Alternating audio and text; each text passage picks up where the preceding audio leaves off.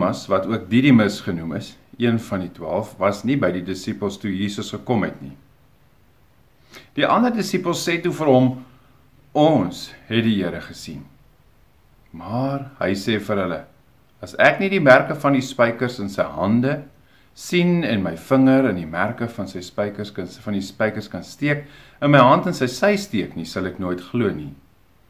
8 dae later was Jesus se disippels weer by mekaar en Thomas was by hulle. Hoewel die deure gesluit was, het Jesus gekom en tussen hulle gaan staan en gesê, vrede vir julle.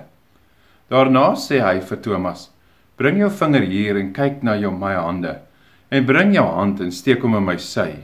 Moenie langer ongelowig wees nie, maar wees gelowig. En Thomas sê vir hom, my Here en my God. Toe sê Jesus vir hom, glo jy nou, omdat jy my sien? Gelukkig is die wat nie gesien het nie, en tog glo. Jesus het nog baie ander wondertekens wat nie in hierdie boek beskrywe is nie, vir sy disippels gedoen. Maar hierdie wondertekens is beskrywe, sodat julle kan glo dat Jesus die Christus is, die Seun van God, en sodat julle deur te glo in sy naam die lewe kan hê. Wat voel jy oor hierdie teks?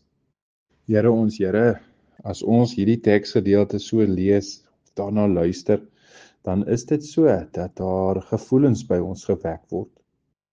Ja Here, dat dit dalk bewondering is, dat dit dalk aanbidding is, Here, dat dit dalk selfs 'n verwardheid of 'n angstigheid by ons mag kweek. Here, mag dit so wees, dat hierdie teks ook vandag vir ons iets mag beteken, 'n gevoel by ons wek, wat ons geestelik sal laat groei. Amen.